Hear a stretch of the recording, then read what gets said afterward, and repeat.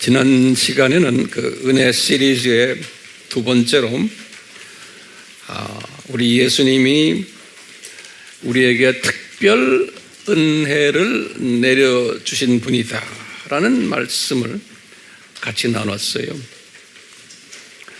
앞으로 이제 점점 이제 더 자세히 더 깊게 이제 우리가 공부하게 될 터인데요. 이 은혜 시리즈를 통해서 주님께서 많은 큰 은혜를 내려주실 줄 저는 기대하고 있어요. 그래서 성령님이 가르쳐 주시는 대로 스텝 바이 스텝, 한 걸음 한 걸음 이 깊은 신학의 그 이론들을 우리가 하나하나 정리해 나가기를 기도하며 또 그렇게 해 주실 줄 믿고 있습니다. 항상 제가 칼럼에서도 말씀드렸지만 우리가 은혜가 일반 은혜가 있고 또 특별 은혜가 있다라는 것을 우리가 공부했어요. 이 특별 은혜는 한마디로 말하면 하나님 아버지의 사랑을 예수님을 통해서 우리에게 베풀어 주시는 거다. 그러면 하나님 아버지의 사랑이란 뭔가? 그러면 우리가 영생이다. 이렇게 한번 정리해 보고 싶어요. 우리에게 영원한 생명을 주시는 거다. 또 다른 말로 우리 표현을 하면은 우리가 가지고 있었던 저주를 말살시켜 주시고 복으로 환원시켜 주는 이것이 성부 하나님의 사랑이다. 이렇게도 우리가 정돈할 수 있겠어요. 그렇죠? 그러면 이것을 소유해야 되는데 우리가 어떻게 소유하느냐? 이 삼위 하나님의 그 법칙이 있어요. 이 법칙이 뭐냐? 아버지가 이것을 우리에게 직접 주시지 않으시고 반드시 예수 하나님, 성자 하나님을 통해서 이 사랑을 우리에게 주시는 거예요. 그래서 이 성자 하나님이 주시는데 성자 하나님도 아무나 주질 않는 거예요. 꼭 성자 하나님의 은혜를 받은 사람들에게 이 하나님의 사랑을 나눠주는 거예요. 그래서 이 예수 그리스도의 은혜가 없으면은 성부 하나님의 사랑을 내가 받을 수가 없는 거예요.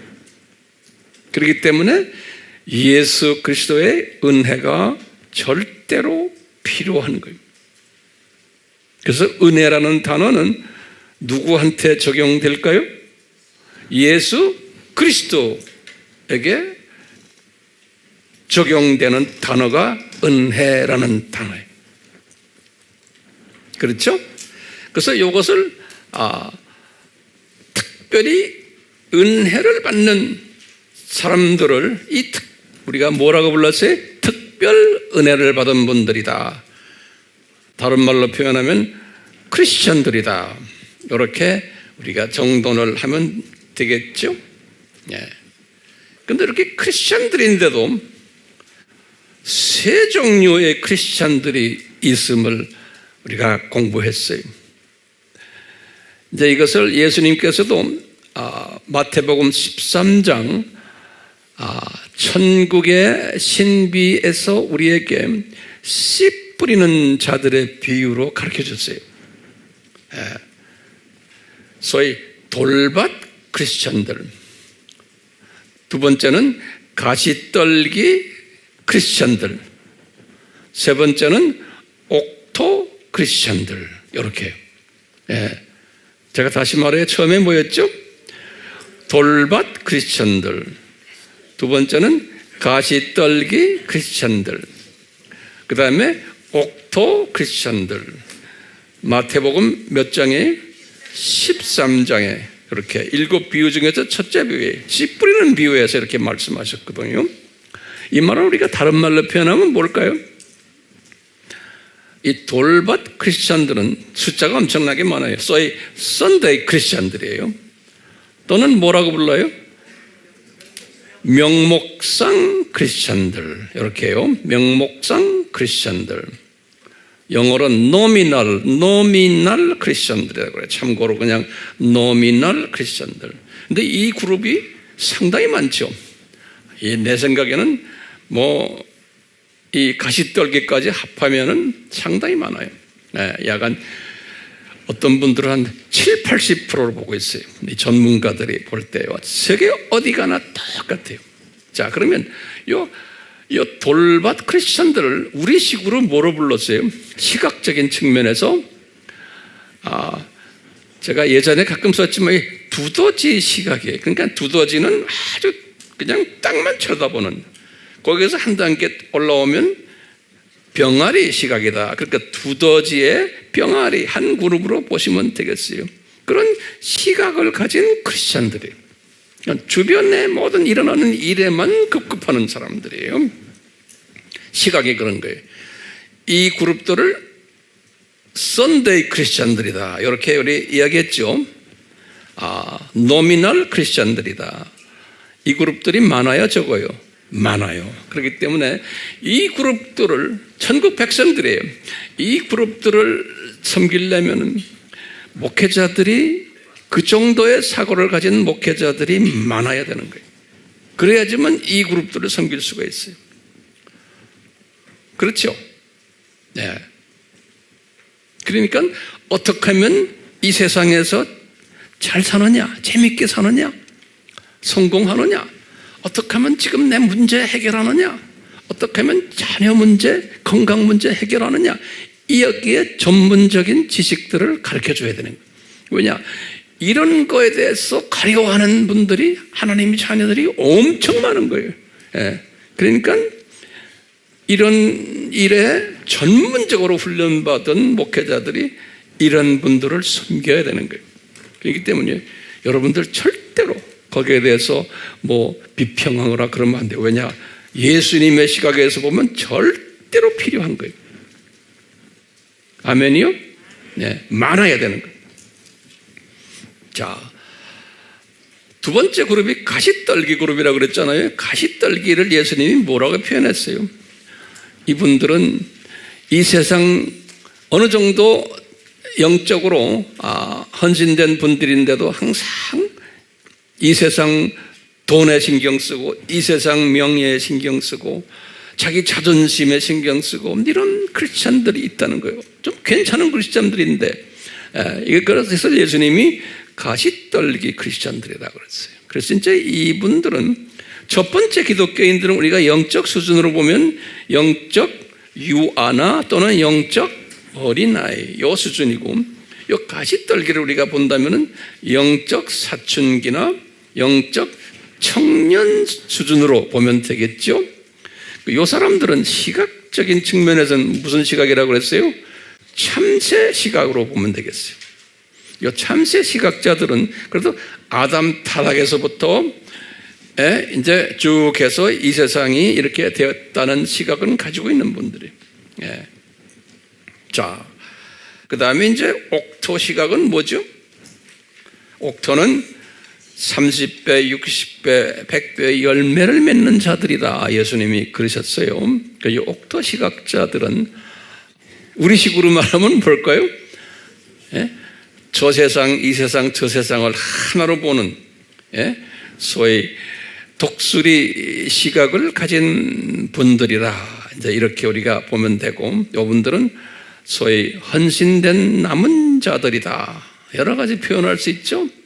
또는 영적으로 영적 아들 또는 영적 아버지, 이 시각으로 보면 되겠어요. 자, 이렇게 같은 특별 은혜를 받은 사람들인데 그 안에 세 종류의 특별 은혜를 받은 사람들이 있다라는 거예요. 제가 말하는 건요. 여기까지는 정도는 됐죠?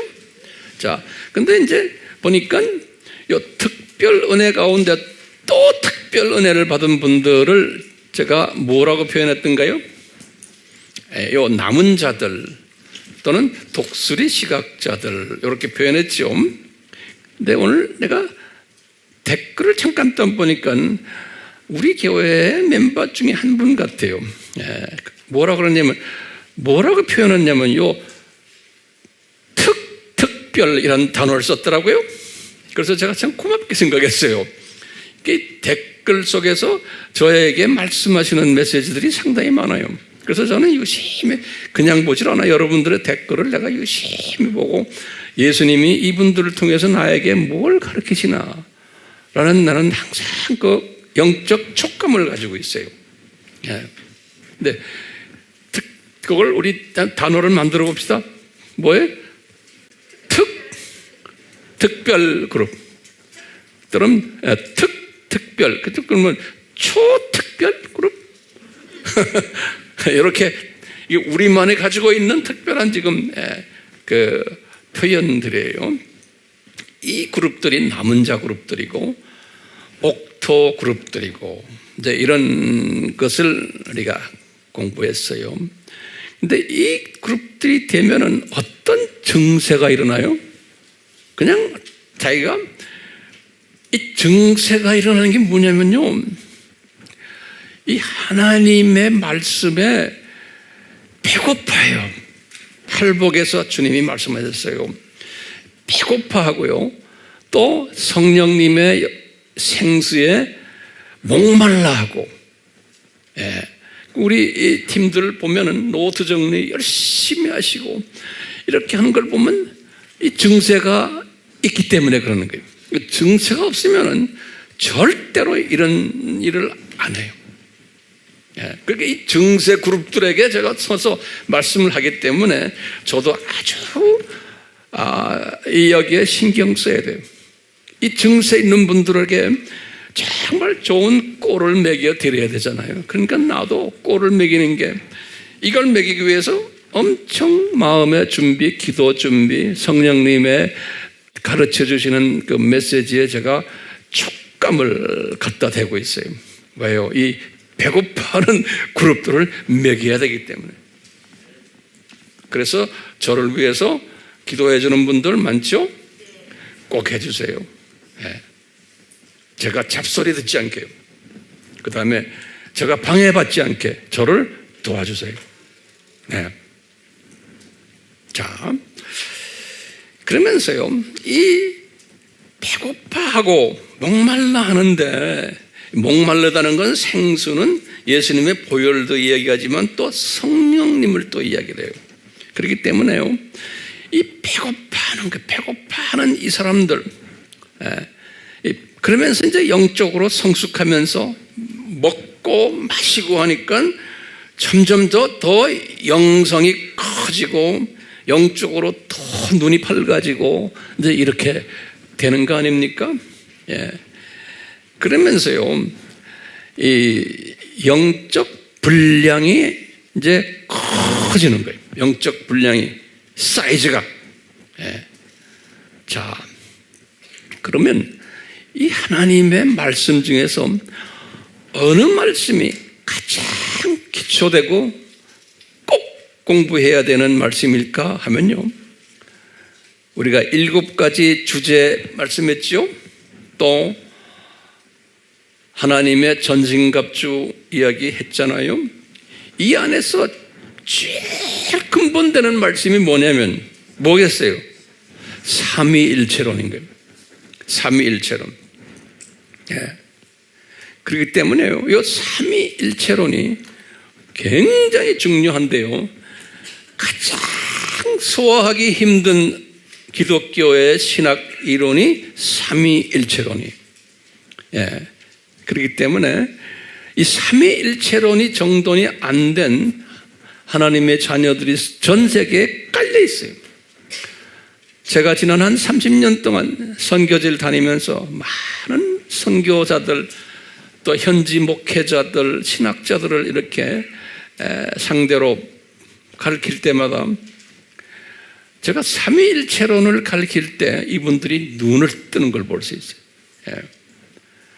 각 나라 다니면서 제가 한때는 한 7, 8년 전에 인도네시아 가서 목회자들 한 300명이 모여 있는데 성령님이 이분들에게 삼위일체를 가르치라는 메시지가 오는 거예요. 그래서 제가 주제를 바꿔서 삼위일체론을 한 2박 3일 동안 내가 정성 들여서 가르쳤거든요. 그러니까요, 거기에 앉아있는 사람들이 나와서 막 간증을 하는데 신학대학교 총장 되는 사람들, 교수 되는 사람, 나름대로 그 나라에서 신학자들이 나와서 막 간증을 하는 거예요.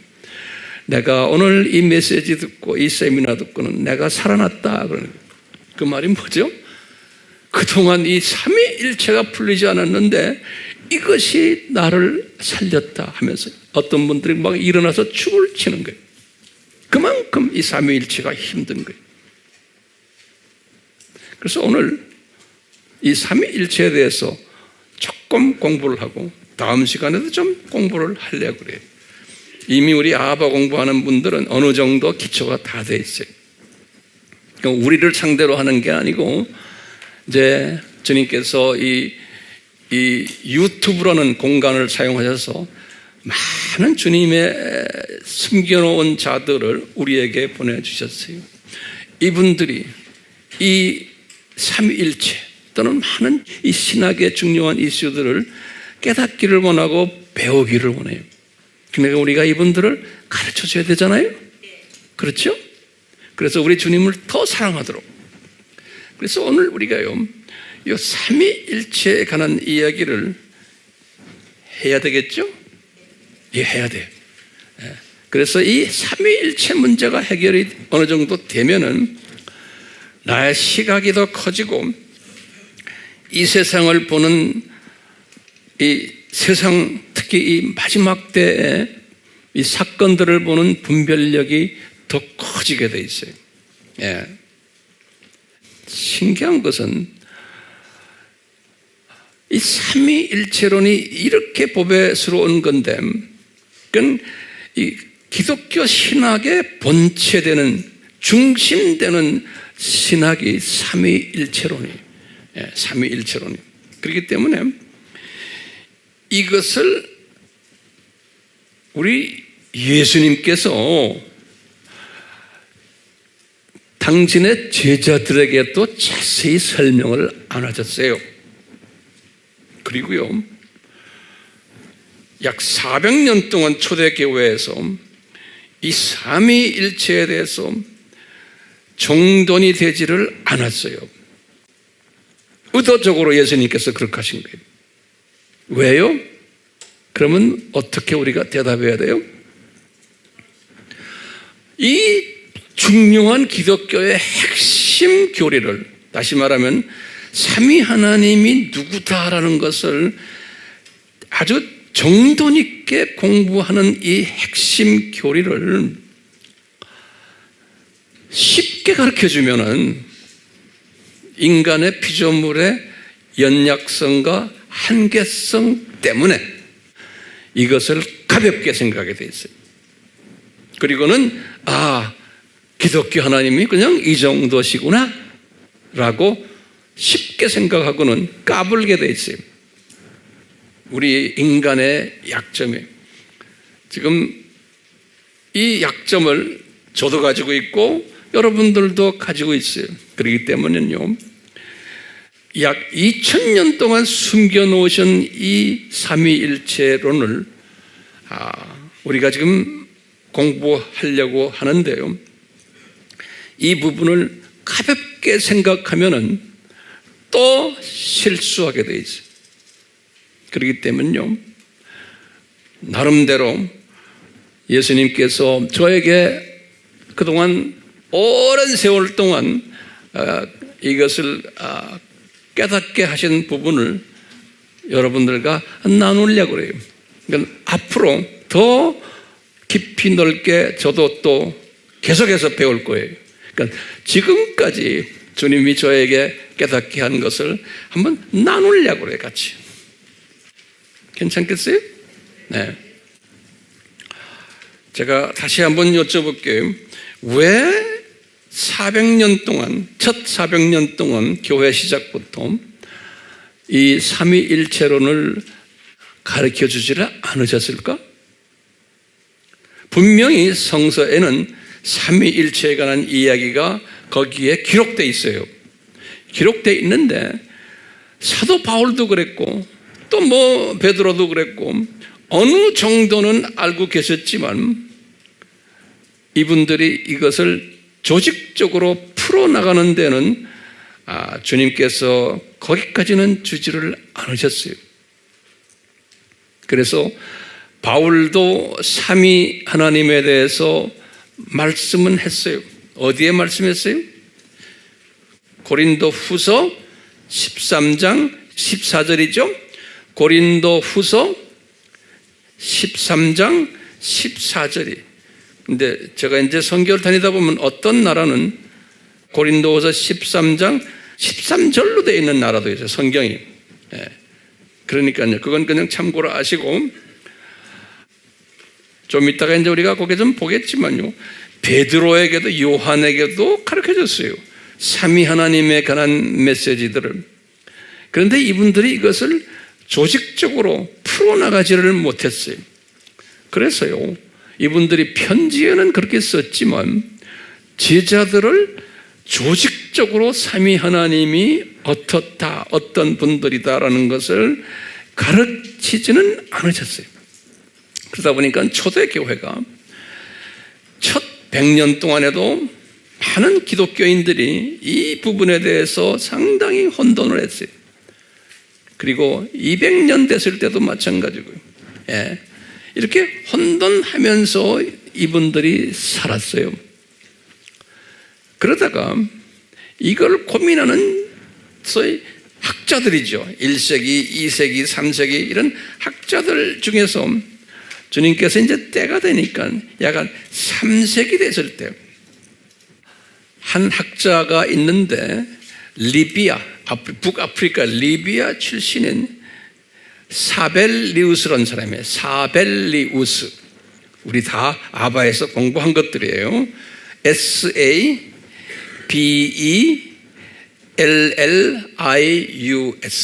이제 우리 구글 해보면 다 나와요. 사벨리우스. 이 사람이 언제 태어난지는 모르지만 죽은 횟수는 주후 215년으로 되어 있어요.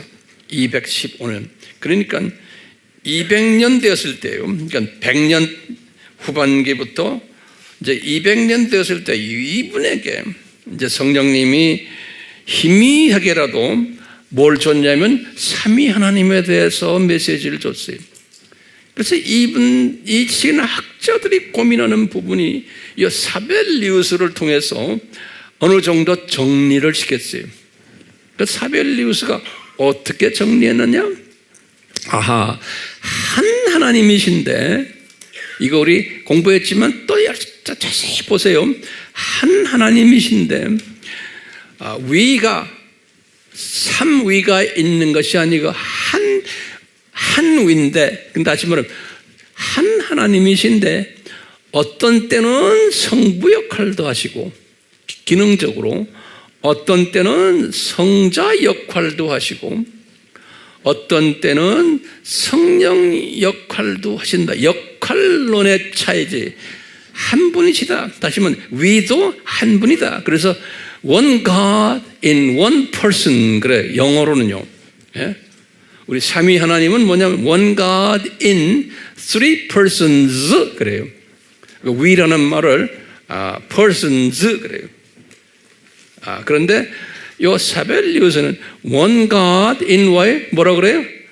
in one person인 거예요. 근데 one person인데 가끔 가다가 아버지 역할도 하고, 또는 가끔 가다가 아들 역할도 하고, 가끔 가다가 성령님 역할도 한다라고 보는 거예요. 이게 아주 굉장한 아이디어였어요. 그러니까 한 200년 동안 고민하다가 만들어낸 학설이에요.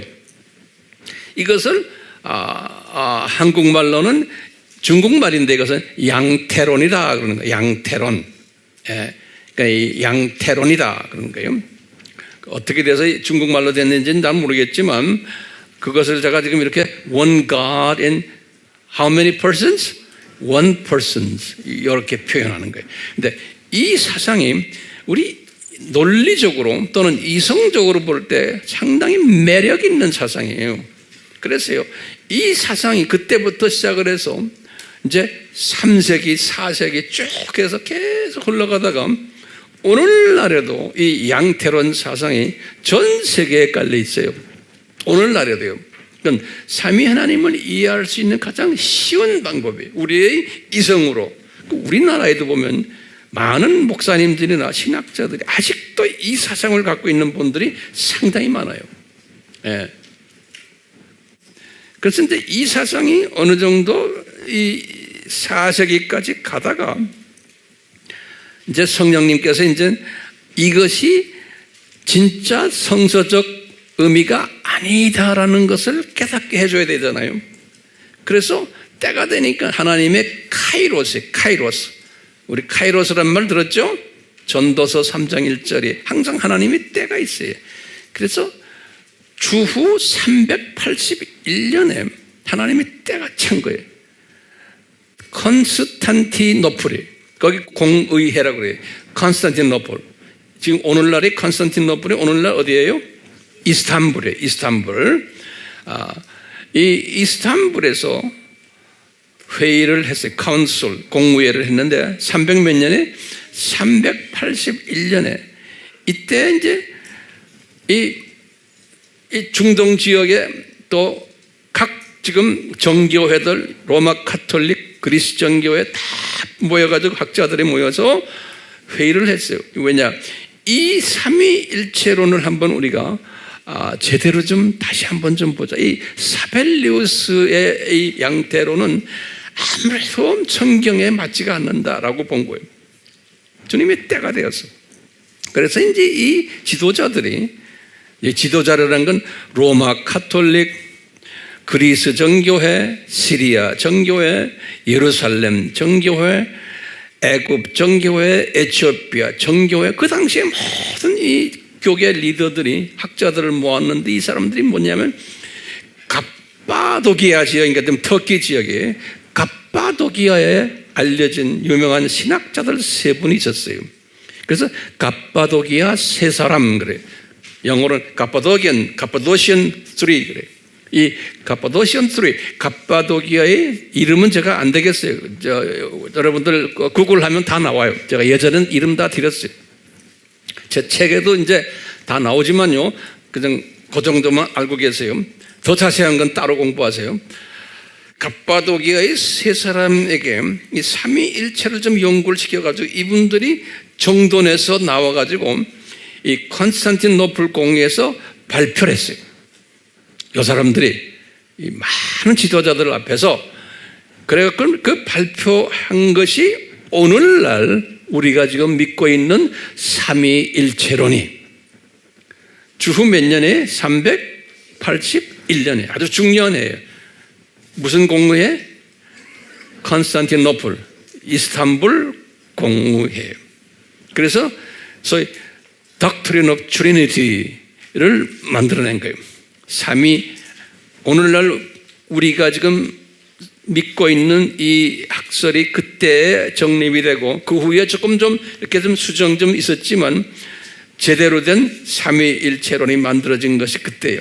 그때 이제 뭐냐, One God in Three Persons라는 새로운 개념을 창출해낸 거예요. One God in Three Persons 이렇게 해놨는데 이제 새롭게 삼위일체론이 이제 정립이 된 것이 그러면 주후 몇 년에 381년, 약간 주후 한 400년까지예요. 그러니까 내가 카이로스라고 그러죠. 우리 예수님이 카이로스, 때가 되니까 약 한 400년 동안 기간을 그러면 무슨 기간이라고 보면 되겠어요? 카이로스 외에 무슨 뭐라고 불러요? 크로노스, 그러죠? 크로노스.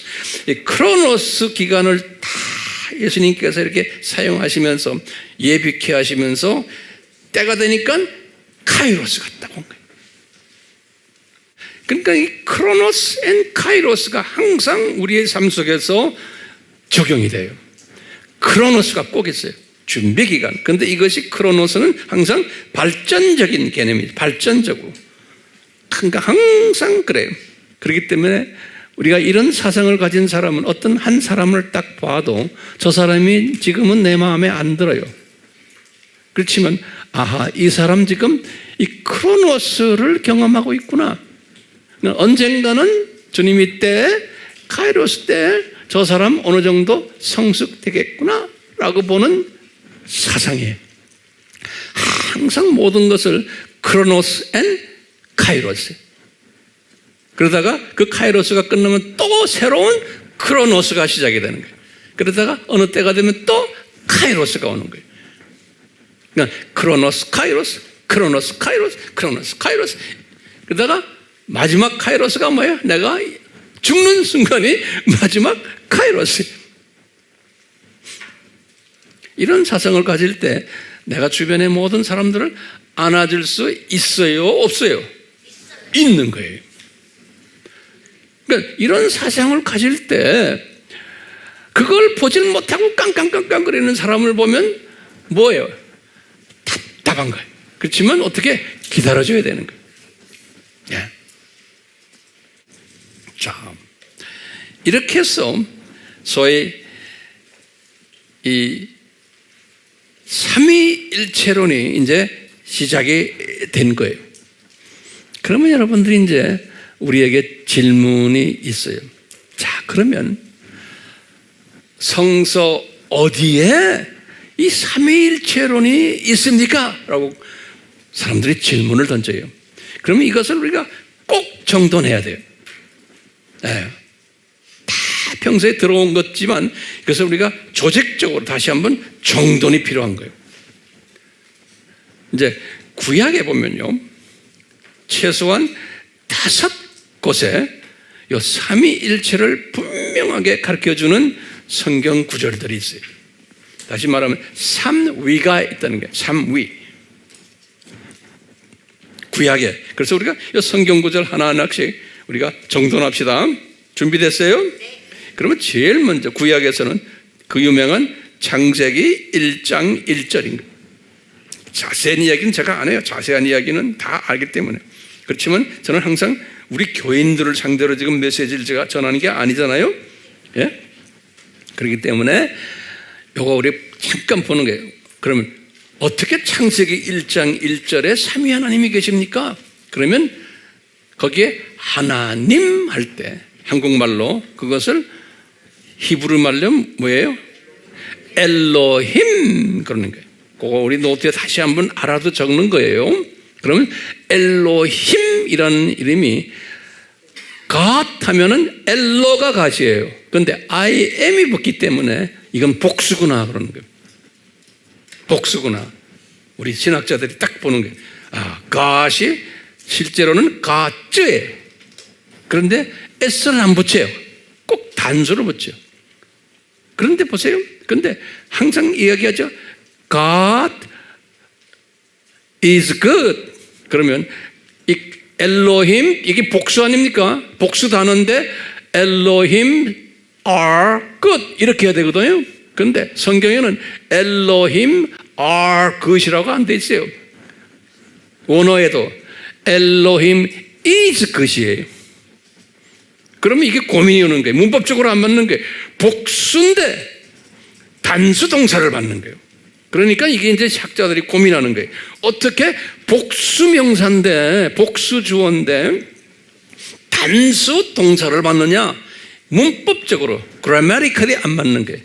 그라마에. 그래서 이걸 고민하는 거예요. 사벨리우스도 이거 고민하는 거예요. 사벨리우스도. 그렇죠?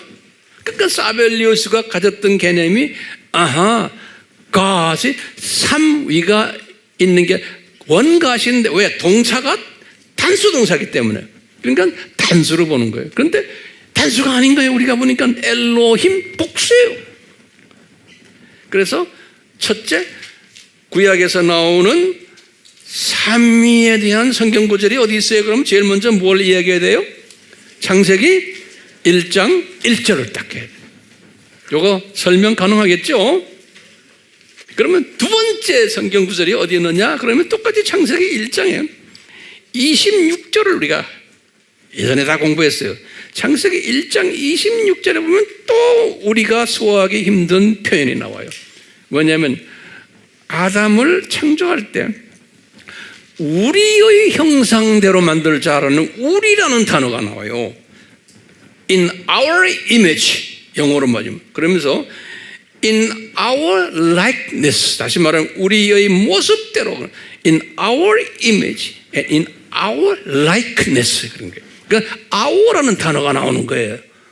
그러니까 아하, 어떻게 하나님인데 my라고 안 하고 our라는 복수 표현을 한 거예요. 그래서 아하, 이 표현을 보니까 이 하나님이 한 분만이 아니구나라는 개념이 나오는 거예요. 이렇게만 우선 일단 알고 계세요. 첫 번째 뭐였어요? 창세기 1장 1절. 두 번째는 창세기 1장 26절에. 이거 통째로 다 외우셔야 돼요. 그 다음에 세 번째는 또 창세기 3장에 22절에서 24절에 이제 아담이 타락하고는 영생을 다시 회복받기 위해서 이제 막 할 때 삼위 하나님이 그러시는 거예요. 저 아담이 우리 중 하나와 같이 되려고 한다, 이런 말을 써요. 우리 중 하나와 같이. 그러니까 이 말씀만 딱 보면 웬만한 사람들이 이게 그냥 지나가지만 우리 좀 자세히 들여다보면 학자적인 측면에서 보면 이게 말이 이상해요. 우리 중 하나처럼 듣는, 이게 복수적인 개념이 있구나, 하나님이. 이렇게 우리가 이제 알고 계시면 돼요. 창세기 3장 22절에서 24절에. 자, 그 다음에 또 하나가요. 창세기 11장 7절에서 그 유명한 바벨탑 사건이. 이 바벨탑 사건에서도 삼위 하나님이 뭐라고 하냐면 우리가 내려가서 저 지금 니무롯이 바벨탑을 지금 쌓고 있는데 저놈 저렇게 못하게 우리가 내려가서 언어를 혼잡케 하자, 이런 말이 나요. 우리가 내려가서 우리라는 단어를 썼어요. 그래서 창세기 몇 장이에요? 11장 7절이에요. 11장 7절에. 그래서 우리라는 단어가 있구나. 그 다음에 이제 마지막 하나 더 하면 이사야 때예요. 요거는 이제 주전 약간 700년 때 이사야가 하늘 보좌에 올라갔어요. 근데 이사야가 하늘 보좌에 올라가서 딱 있는데 거기에서 음성이 들려오기를 누가 우리를 위하여 가랴, 이런 목소리가 들려오는 거예요. 누가 우리를 위해서 가랴. 이사야가 딱 듣고는 나를 보내소서, 그 유명한 말씀 있죠? 그러니까 이사야도 우리라는 단어를 들은 거예요. 제가 성경 구절 몇 개를 드렸어요? 5개. 그러니까 최소한 이 5개를 우리가 알고 있을 필요가 있죠. 처음에 창세기 1장, 지금 외우세요. 창세기 1장 1절, 1장 26절, 3장 22절, 24절, 창세기 11장 7절, 이사야서 6장 8절이에요. 이 5개. 항상 묵상하세요. 그러면 황 목사님, 신약에는 어디에 있습니까? 신약을 이렇게 보니까요, 한 4군데가 분명하게 있어요. 4군데. 신약은 또 구체적이에요. 신약에서는.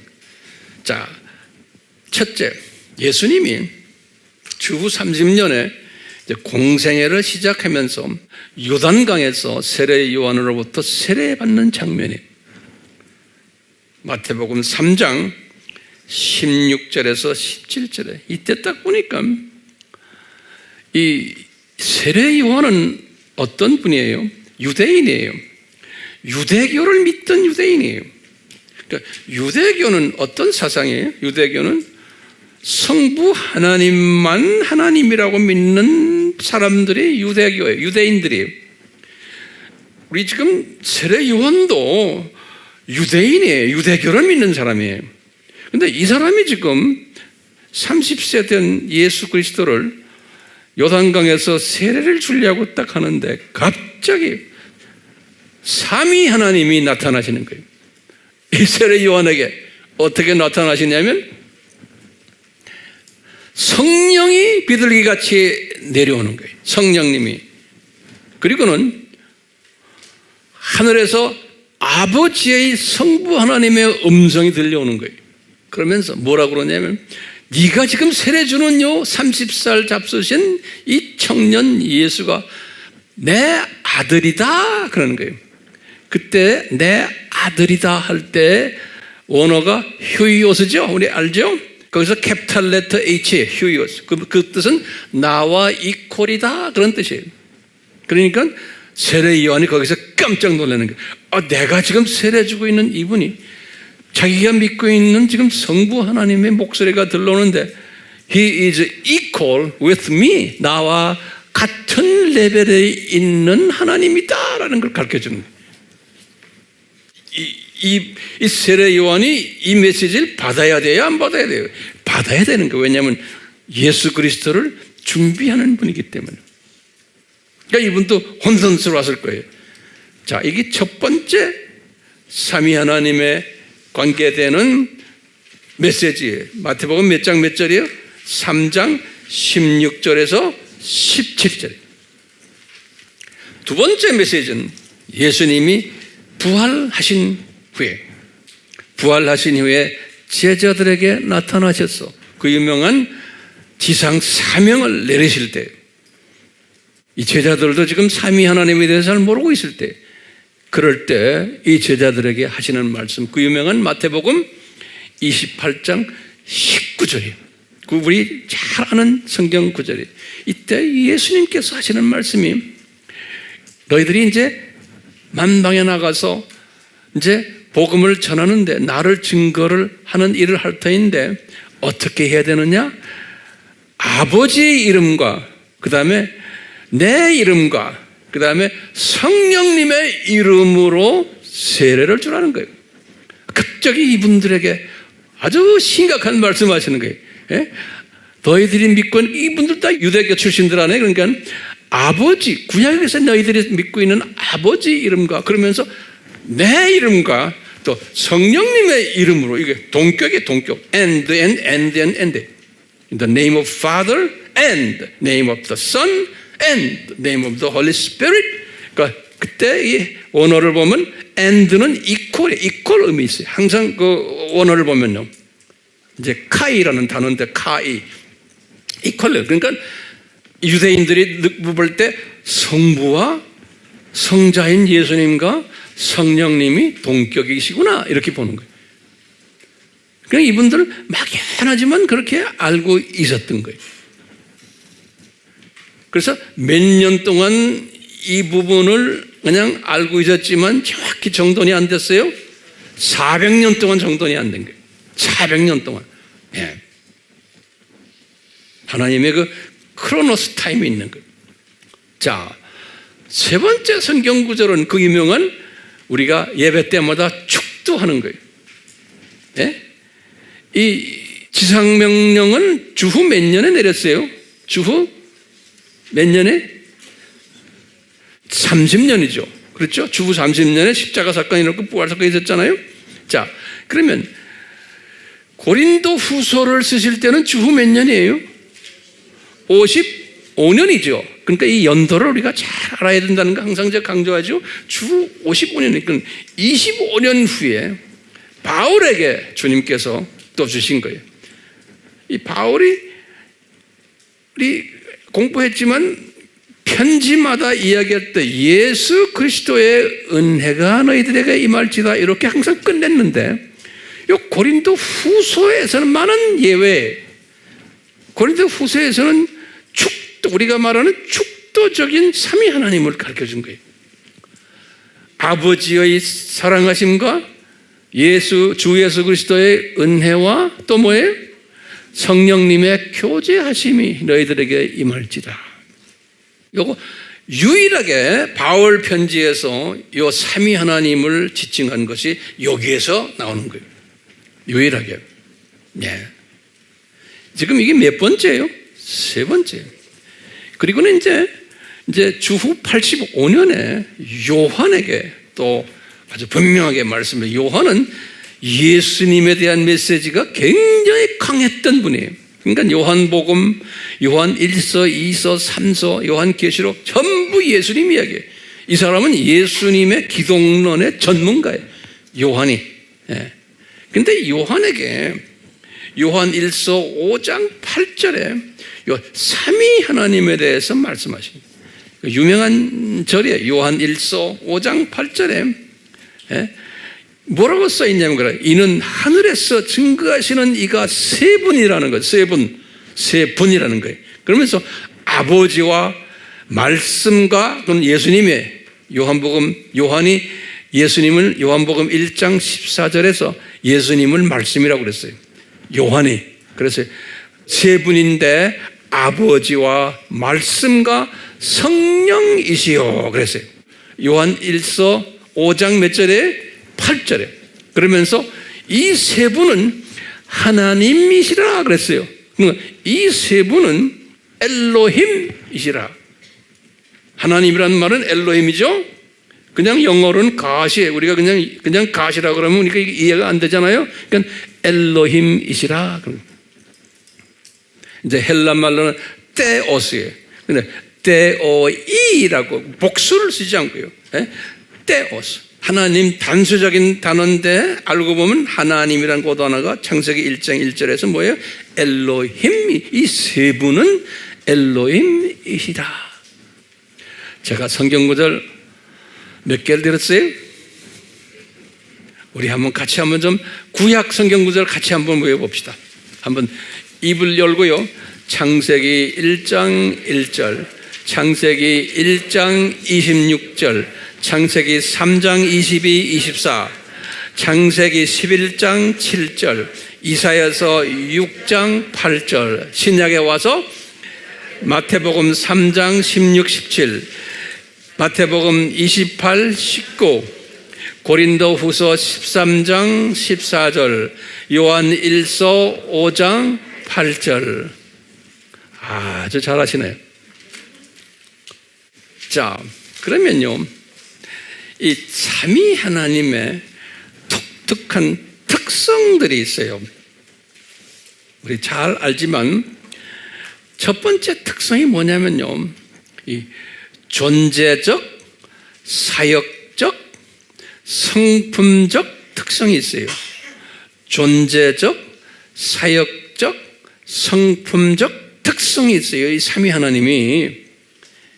존재적으로는 어떤 특성이 있냐면요, 이분은 삼위로 삼위로. 그래서 성경 구절 제가 드릴 때 삼위로 존재하시기. 첫 번째. 두 번째는 뭐냐면요, 자존하세요. 스스로 존재하시면 자존하신 분이에요. 출애굽기 3장 14절에 자존하신 분이에요. 그 다음에 이분들은 어떤 면에서 영원히 존재하시는 분이세요. 영원히. 신명기 33장 27절에. 그 다음에 또 어떻게 존재하시냐면 변하지 않는 분이, 불변하시는 그런 존재적인 분이.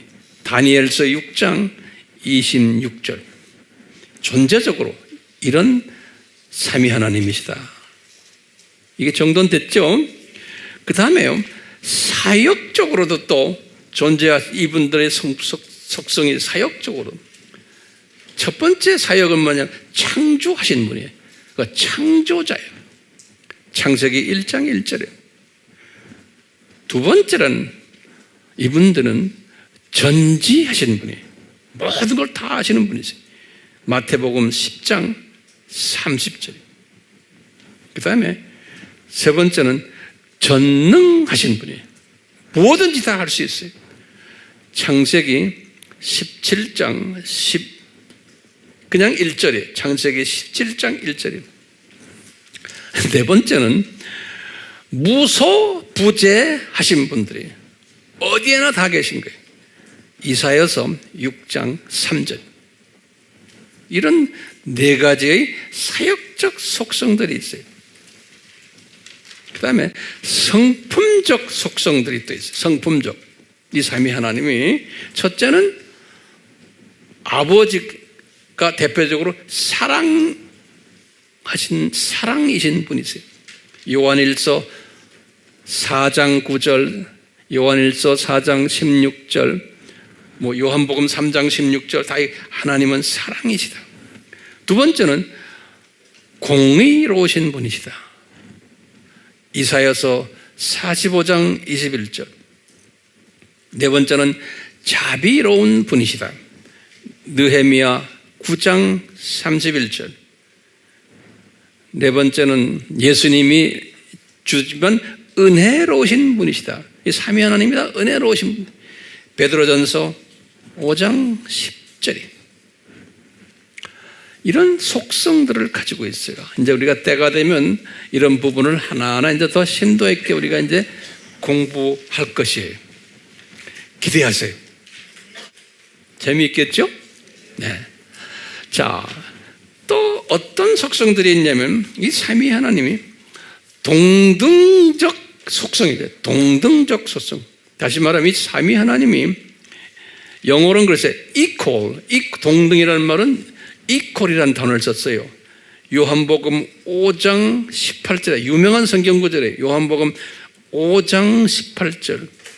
예수님이 유대인들에게 그러는 거예요. 내가 얘들아 너희들이 믿고 있는 그 God, 그 God하고 I am equal with him. 그런 I am equal with him. 그때 equal이라는 단어를 썼어요.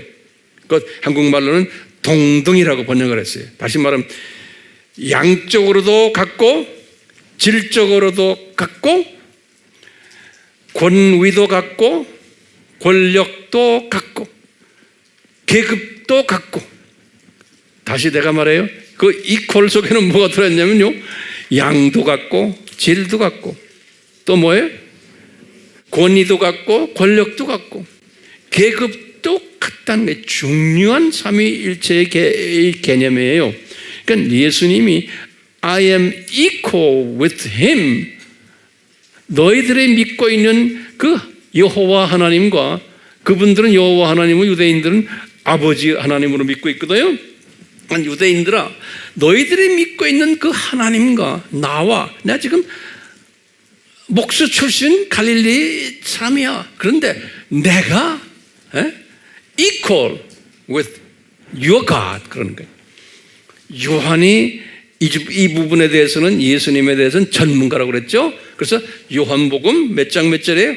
5장 18절에. 그러면서 요한에게 또 말씀하신 게 요한복음 10장 30절이에요. 이때는 뭐냐면 아버지와 나와 뭐예요? 10장 30절에 하나다 그런 거예요. 그때 하나라는 말이 헬라 말로 뭐였어요? 헨 그랬죠. H-E-N이. 그 헨이란 말도 똑같아요. 네? 모든 것이 하나다 그러는 거예요. 네?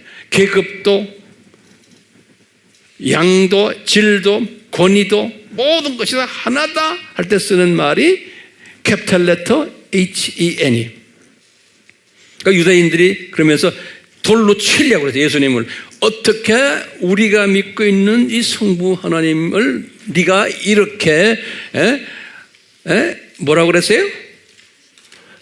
신성 모독을 하느냐. 자, 이렇게 동등적 속성을 가지고 있어요. 존재적 속성, 사역적 속성, 성품적 속성, 또 뭐예요? 동등적 속성이. 예. 그 다음에 또 속성 하나를 드리면 기능적 속성이 있어요. 기능적. 우리 영어로는 functional 그러죠. 기능이란 말이에요. functional. 영어로는 속성을 attribute 그래요. attribute. 무슨 속성이? 기능적 속성이. 기능적으로 보면은 이 삼위가 달라요. 여기에서는 차이가 나요. 기능적으로는. 그러니까 기능적으로 삼위가 달라요. 그래서 이 성부 하나님은 기능적으로 어떤 역할을 하냐면 공동회의를 할 때 항상 공동회의를 해가지고 결정을 해요. 이 삼위 하나님께서는요. 중요한 개념이에요. 단독으로 안 하세요. 삼위께서 공동으로 결정을 하시는데 결정사항을 발표하시는 분, 결정사항을 선포하시는 일을 이 의장 역할을 하는 거예요. 여기에 의장 역할을 하시는 분이 성부 하나님이세요. 예. 그렇다고 해서 이분이 제일 높은 분이 아니라고 그랬죠. 예.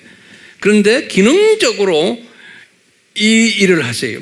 그리고는요, 이분이 선포하신 후에 예수님을 이 세상에 보내는 것도 보내는 역할을 결정하시는 분이 성부 하나님이에요. 그래서 예수님께서 아버지가 나를 보냈다 그런 거예요. 예수님이 성령님이 나를 보냈다라고 말씀 안 하세요. 항상 누가 보냈다고 그래요? 아버지가 나를 보냈다 그러시는 거예요. 여기에 대한 자세한 건 우리가 이제 성부 공부만 따로 할 때가 와요. 자, 그렇기 때문에요, 모든 것은 성부를 통해서 일이 시작이 돼요. 예컨대 성령님을 우리한테 보낼 때도 성령님이 자의로 하질 않으세요. 꼭 예수님께서 아버지에게 성령님 보내주십시오라고 부탁을 해요. 그러면 아버지가 예수님을 통해서 성령님이 오세요. 기가 막힌 시스템이에요. 요한복음 14장 16절. 그러니까 항상 성령님은 누구를 통해서 와요?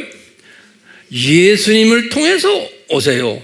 근데 어디에서 누가 결정을 해서 보내요? 성부 하나님이 결정해서 보내는 거예요. 그 같은 동격이고 권위도 같고 모든 게 같은데 이분들의 시스템이 이렇게 돼 있어요.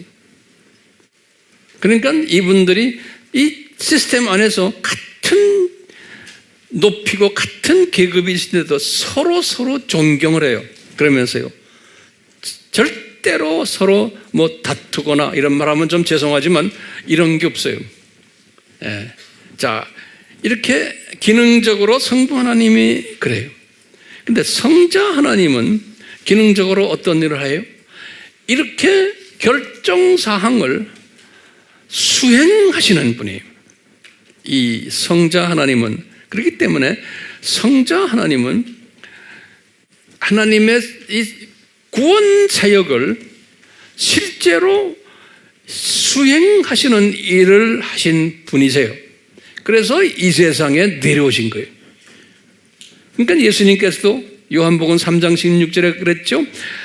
하나님이 세상을 이처럼 사랑하사. 그러면 누굴 이야기? 그 하나님은 성부 하나님이 이 세상을 이렇게 사랑하셔서 하나님의 자녀들에게 영생을 주시려고 나를 이 세상에 보냈다. 그런 거예요. 그러니까 나를 보냈는데 그 사실을 믿는 자마다 죽지 않고 영생을 얻으리라. 자, 그러니까 삼위 하나님이 공동회의에서 이제 하나님의 자녀들을 창조 목적 학교에다 집어넣어 가지고 훈련시켜서 다시 이제 이쪽으로 우리가 데려올 텐데 이 모든 프로그램은 삼위 하나님이 짜신 거예요. 자, 그런데 누가 발표를 해요? 성부 하나님이 발표를 하시는 거예요. 그리고 이 발표한 것을 실제로 수행하는 하나님은 누구세요? 성자 하나님이 수행하시는 거예요. 그래서 성자 하나님이 이 세상에 내려오신 거예요. 그래서 아담이 타락을 했을 때 성자 하나님이 사탄에게 말씀하시는 거예요. 야야, 내가 여자의 후손으로 이 세상에 이제 내려올 거다. 그렇죠? 그러면 황 목사님, 성령 하나님은 뭡니까? 항상 성령 하나님은 예수 하나님이 이 모든 일들을 수행하실 때 항상 옆에 같이 따라다니시면서 따라다닌다는 말이 좀 표현이 이상해요. 함께 하시면서 예수 하나님에게 능력을 베푸세요. 모든 걸 지혜도 베푸시고 이 성령님이 하시는 일이 엄청나게 많아요. 그렇기 때문에 서로 존경을 해요. 그러니까 예수님이 인간으로 오셔가지고 완전히 신성을 다 비우셨죠? 성경 어디에 그 말이 나와요? 빌립보서 2장 7절이죠? 이 신성을 다 완전히 비우실 때 이 예수님이 항상 아버지에게 기도하는 거예요. 그래서 이분 기도하셔요. 아버지에게 기도하면 아버지가 이분과 대화하시면서 누구를 보내세요? 성령님을 보내시는 거예요. 그래가지고 성령님이 예수님에게 힘을 주시는 거예요. 성령님이 하실 때마다 옆에 천사들도 같이 보내가지고 예수님을 도와주시는 거예요. 그러니까 예수님이 3년 공생애 때 끊임없이 기도를 하셔야만 하셨어요. 왜? 이분이 기도하지 않으면 안 돼. 왜? 100% 인간이 되셨기 때문에 그런 거예요. 그러니까 우리가 예수님을 이렇게 보면서 하나님의 천국 백성이지만 저나 여러분들 이 성령님의 도움이 없으면은 우리가 이 세상에서 서바이벌 하지 못해. 여기서 살지를 못해. 하나님의 자녀지만. 그렇기 때문에 우리가 성령님의 도움을 받으려면 예수님처럼 기도해서 성령님의 도움을 청해야 되는 거예요. 앞으로 이제 삼위 이야기 우리가 많이 할 거예요. 그럼 간단하게 보세요. 그러면 삼위 하나님이 다양한 이름들이 있어요.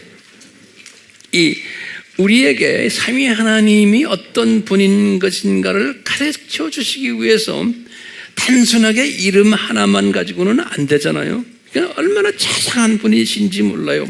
그래서 이 삼위 하나님의 자기네의 그 존재, 자기네가 누구라는 것을 우리 피조물, 특히 피조물은 모든 피조물이 아니죠. 하나님의 자녀된 피조물들에게 가르쳐 주시기 위해서 콜링 시스템, 영어로는 콜링 시스템이죠. 이름에 호칭하는 이름들을 주셨어요. 그 이름들을 보면 우리가 자칫하면 그 엄청난 거룩한 분들을 우리가 그냥 마음대로 부르니까 우리가 이 콜링 시스템이 어떨 때 보면은 삼위 하나님의 그 거룩성을 파괴할 수가 있어요. 그렇지만 어떻게 해요? 그걸 삼위 하나님이 아시면서도 너희들 나를 한번 이렇게 불러봐라. 그래서 온갖 이름들을 주셨어요. 왜? 그 이름 속에 이 삼위 하나님의 하고자 하는 뜻이 숨겨져 있어요. 이름 속에. 예수님의 이름은 100개가 넘어요. 왜냐하면 예수님은 구체적으로 우리와 같이 하시는 분이시기 때문에 이분의 이름이 상당히 많아요. 왜? 우리를 위해서 우리가 이 예수님이 누군가를 더 소화할 수 있도록 온갖 변형적으로 이름을 만들어서 우리에게 이렇게 눈높이로 가르쳐 주시는 거예요. 내 이름이 이거다. 내 이름이 포도나무다. 내 이름이 뭐다. 내 이름이 뭐다. 내 이름이 너무 많죠? 예수님의 이름이요? 이제 우리 그 부분은 또 오늘은 말고 다음에 기회 있을 때 할 거예요. 자, 그러면 간단하게 성부 하나님의 이름은 많지가 않아요. 왜냐? 성부 하나님은 우리와 직접 연관된 분이 아니세요. 이분은 피조물들과 직접 대화하시는 분이 아니세요. 피조물들과 직접 연관하시는 분이 누구예요? 성자 하나님과 성령 하나님이세요. 그러니까 성부 하나님은 우리가 나중에 낙원에 올라가도 이분은 그냥 보좌에 앉아 계시고 큰 영광처럼 앉아 계시지 우리와 직접 대화하시는 분이 아니세요. 그래서 이름이 많지가 않아요. 그래서 우리는요, 첫 번째 성부 하나님의 이름을 창세기 1장 1절에서 보면 그냥 하나님 하면 되는 거예요. 근데 그 하나님 속에는 누구 이름도 들어있어요? 성자 이름도 들어있고 성령 이름도 들어있어요. 그래서 이제 성부 하나님의 이름이 하나님이라는 그 엘로힘 속에 숨겨져 있어요. 두 번째로는 예수님이 항상 말씀하시는 거예요. 아버지, 아버지 그러는 거예요. 파파, 파파, 파테르, 파테르. 헬라 말로는요. 예? 그래서 아버지라는 이름이 있어요. 그래서 우리가 성부라 그러는 거예요. 요한복음 17장 1절에 아버지라는 단어가 여러 군데 많이 나오지만, 근데 예수님께서는 또 아버지는 농부이시다. 농부라는 단어, 농부. 요한복음 15장 1절에. 아버지는 그렇게 많지 않아요. 우리가 이제 교회에 있을 때 이제 이 부분을 공부하게 될 거예요. 두 번째는 성자 하나님은 이름이 100여 개가 넘어요. 우리가 아바에서 공부했어요. 이제 이 부분은 우리가 따로 또 이제 공부하게 될 거예요. 성자 하나님. 그러면 성령 하나님도 성자 하나님처럼 그렇게 이름이 많지는 않아요. 근데 내가 딱 보니까 몇 개가 있어요. 그러니까 요거는 우리가 좀 알아둘 필요가 있어요. 성령 하나님.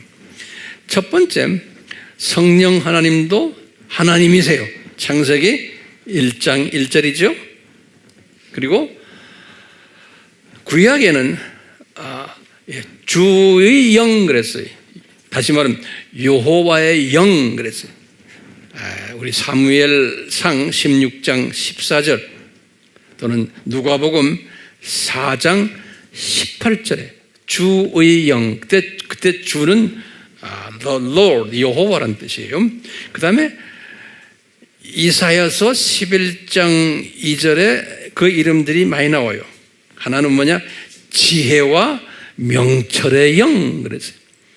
이사야서 11장 12절에 이사야에게 이걸 다 주셨어요. 그 다음에 똑같이 계획하심과 능력의 영, 플래닝 스피릿, 계획하시는 영, 능력을 주시는 영, 또는 똑같이 이사야서 11장 2절에 지식과 여호와를 두려워하는 영 그랬어요. 지식과 주를 두려워하는 영. 근데 바울은 로마서 8장 11절에 아버지의 영 그랬어요. 바울이 아버지의 영. 바울이 또 다른 표현 썼어요. 아들의 영 그랬어요. 사도행전 16장 17절 또 로마서 8장 9절에 아버지의 영은 로마서 8장 11절, 아들의 영은 로마서 8장 9절, 사도행전 16장 17절. 또는 우리 아까 그 요단강에서 세례할 때는 하나님의 영이라는 말을 썼어요. 마태복음 3장 16절에. 또는 누가는 성령이라는 단어를 썼어요. 사도행전 1장 8절, 누가복음 3장 22절. 그래서 우리가 이 단어 많이 쓰죠. 사도행전 1장 8절은 성령이 너에게 임하면은 이런 말 우리 하잖아요. 그때 The Holy Spirit 이렇게 간단하게 말하는 거예요. 또 요한은 보혜사라는 단어 썼죠. 요한복음 14장 16절에 또는 베드로는 그리스도의 영이라는 단어 썼어요. 베드로전서 1장 11절 또는 계시록 5장 6절에는 요한이 하나님의 7영 이런 단어도 썼어요. 자, 그러면 제가 이제 여기 결론적으로 좀 제가 질문 좀 던져볼게요. 이 삼위일체론을 우리가요 알아야지만 구원받아요? 그 노트에다 좀 적으실래요? 이제 여러분들은 선생님이기 때문에 이 질문을 한번 던지는 거예요. 여러분들 학생들에게, 여러분 제자들에게 이 삼위일체론을 반드시 알아야지만 구원받나요? 이 말 굉장히 중요한 질문이에요. 그러면 우리가 뭐라고 대답해야 돼요? 예? Yes, no? 예? No에. 예, no예요. 노라고. 예? 이 삼위일체론 몰라도 돼요. 알 필요가 없어요. 그러면 황 목사님 무슨 그런 말씀하십니까? 또 이렇게 열내는 사람 분명히 있죠. 열내세요. 맞아요. 몰라도 괜찮아요. 모르고 살았어요 지금까지. 대부분의 하나님의 자녀들은 이건 모르고 그냥 적당히 알다가 가요. 첫 400년 기독교 역사에서도 잘 몰랐어요. 기독교인들이, 그 유명한 신학자들도 그렇게 다 갔어요. 그 후에 지금까지도 마찬가지예요. 이거 잘 몰라요. 그러면 황 목사님, 이 불필요한 거 왜 우리한테 골치 아프게 가르치십니까? 그러면 뭐라고 제가 대답해야 돼요? 이것은요, 예수님이 우리 베드로에게 말했죠. 베드로후서 1장 2절에 그랬죠. 베드로가 깨달은 거예요.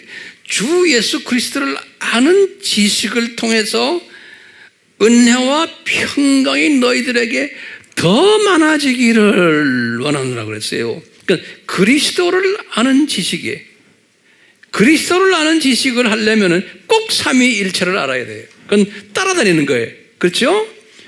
베드로후서 1장 2절이에요. 그 다음에 베드로후서 마지막 3장 18절 베드로후서를 결말을 지으면서 이분이 또 그랬어요.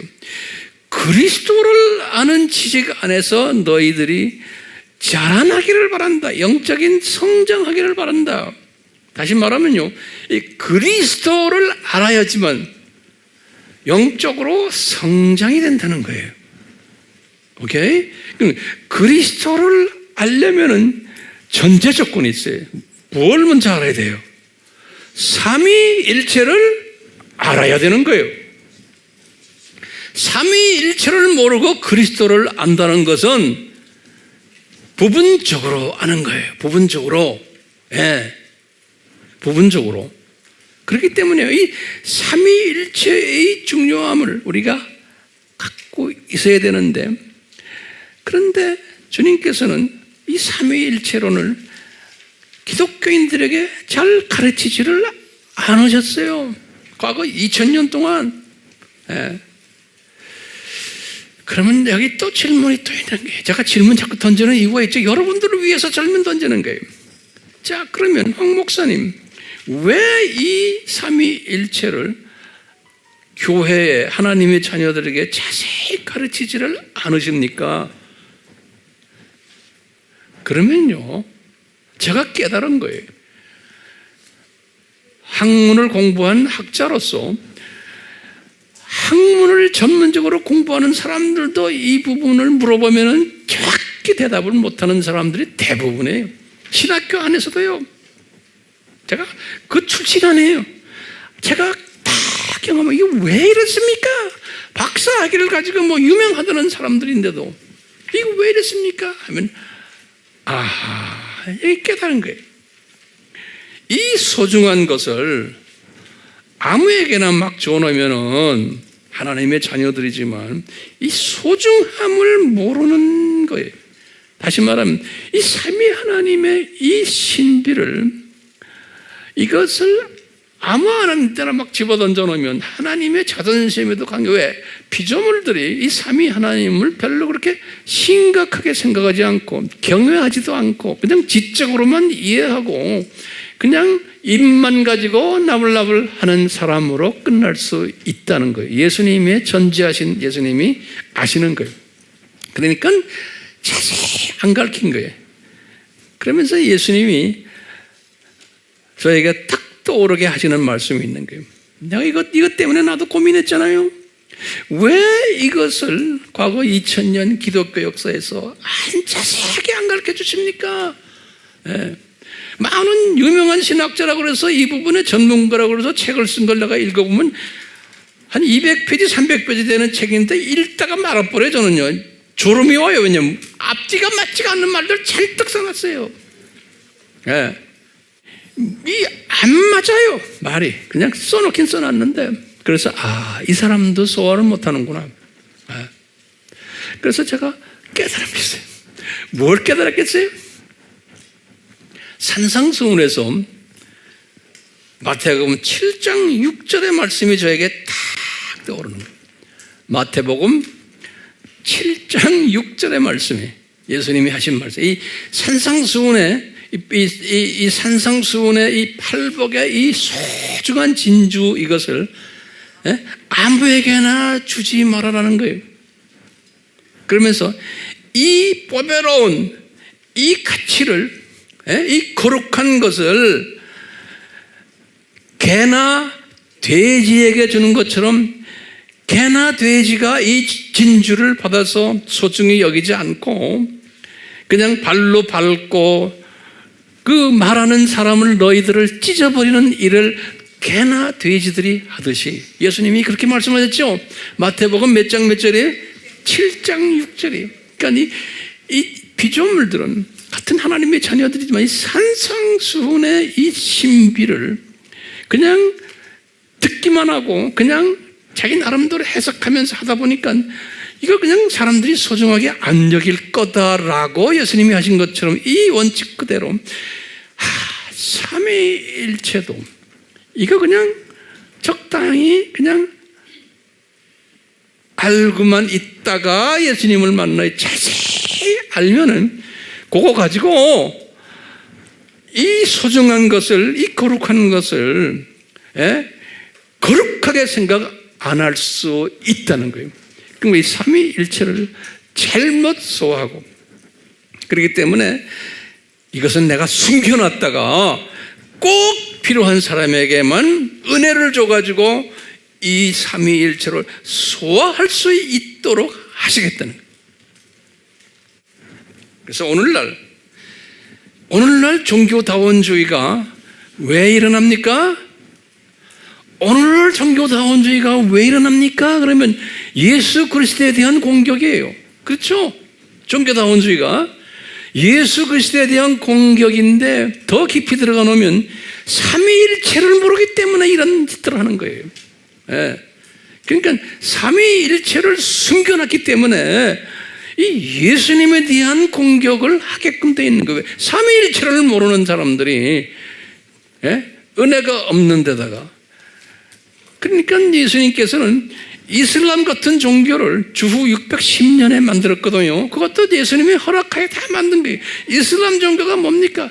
삼위 하나님을 부인하는 거예요. 그러면서 또 그리스도를 부인하는 거예요. 그러면서 자기네 알라가 진짜다. 왜? 이 이슬람 종교도 기독교에서 파생된 거예요. 이 기독교를 잘못 알고 있으면 기독교를 잘못 안다는 것은 삼위일체론을 잘못 알거나 기독론을 잘못 알면은 이렇게 된다는 것을 역사 속에서 우리에게 보여주는 거예요. 예수님께서 이 이슬람을 딱 보면 그 이슬람을 만든 그 사람들이 아브라함의 후손들이에요. 그러니까 아브라함의 후손들을 사용해가지고 이 드라마의 역사 드라마의 하나의 연극 배우들로 보여주는 거예요. 우리가 그래서 이스라엘 시리즈에서 공부했잖아요. 그렇기 때문에 이 사람들이 언젠가는 예수님을 이제 만나게 되어 있지만 아브라함의 후손들이 주님이 어떻게 사용하냐면 제가 볼 땐 대항마라고 그래요. 우리 경주 말 중에 대항마 있죠? 진짜 말이 잘 달리도록 대항마를 여기다 붙여가지고 뛰게 하는 거예요. 똑같아. 우리로 하여금 예수 그리스도에 대해서 더 진지하게 공부하라. 삼위일체에 대해서 더 진지하게 공부하라는 대항마를 만들어가지고 이슬람을 만들고 유대교를 만들고 또 지금 다원주의까지 만들어가지고 우리 오늘날 우리에게 이 대항마들을 막 뛰게 만드는 거예요. 우리가 지금 뛰고 있는데 그러니까 우리는 이 대항마들 때문에 더 열심히 뛰어야 되잖아요. 그렇죠? 그러니까 다시 말하면 우리는 더 열심히 삼위일체 공부해야 되고 더 열심히 기독론을 공부해야 되는 거예요. 그러니까 공부해야 되는 게 아니라 하도록 이끄시는 게 성령님이. 그러면 어떻게 돼요? 이 대항마들 때문에 내가 점점 더 삼위일체에 대해서 더 많이 공부해야 되고 더 가게 되고 그러면 어떻게 돼요? 더 영성이 커지고 더 똑수리 시각이 되고 더 그냥 이 세상을 보는 시각이 독독수리가 되는 독특독수리 그러니까 이 모든 대항마들이 주님이 허락하신 거죠. 왜? 전능자 우리 예수님이 허락하신 거예요. 전지하신 예수님이 다 알고 계신 거예요. 아멘? 그러니까 예수님 이런 대항마들을 우리에게 주심에 감사합니다. 감사합니다. 이 상고들을 통해서 이 대항마들이 우리 눈에 지금 많이 보이잖아요. 이 큰 그림을 보는 사람은 이 대항마들을 보고는 Lord, 예수님 감사합니다. 이 평강이 생기는 거예요. 왜요? 이 대항마들이 두 짐승 그룹들이에요. 언제 불못에 들어가는 거 아직 알아요? 몰라요? 알고 있잖아요, 우리는요. 계시록 몇 장 몇 절이에요? 19장 20절. 19장 20절. 그러니까 예수님의 지상 재림 직전에 이놈들이 불못으로 던짐 받는다는 거 우리가 알고 있잖아요. 이 대항마들은 우리를 위해서 예수님이 사용하시다가 때가 되면 그분의 카이로스가 됐을 때 대항마들은 불못으로 던짐받는다. 너희들을 위해서 대항마로 내가 세웠다가 얘들이 자기네 짬이 다 끝났다라는 것을 이미 다 성서 속에서 우리에게 가르쳐 줬잖아요. 그러니까 우리는 이 큰 그림을 보는 사람은 아하, 이 대항마들이 지금은 까불지만 언젠가는, 그러니까 곧 어디로 가겠구나, 이것을 아는 사람들이에요. 예. 이걸 아시라고, 이런 그림을 그리시라고 오늘도 제가 여기에 서서 지금 말씀하는 거예요. 앞으로 계속 기도하면서 기다리세요. 네. 예수님, 이 대항마들 우리에게 주심에 너무나 감사합니다. 아하, 그렇구나라는 시각을 가지는 우리 독수리 시각자들 되도록 이미 된 것을 감사드립니다. 계속해서 이 분량을 더욱 크게 만들어 주시옵소서. 그러니까 우리는 이런 찬송을 해야 돼요. 내 평생 소원은 이것뿐이, 주님 일하다가 주님 앞에 가리라. 이 찬송 우리 이제 찬양팀들 같이 부릅시다.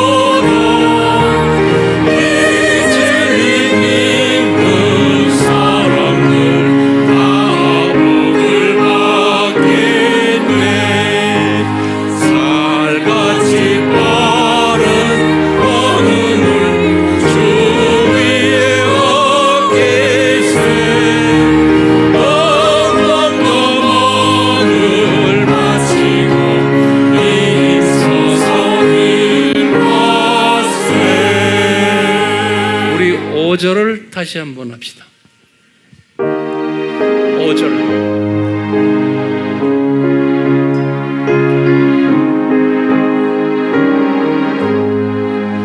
살같이 바른 걸음을 주 위에 얹기세 엉망과 마음을 바치고 힘써서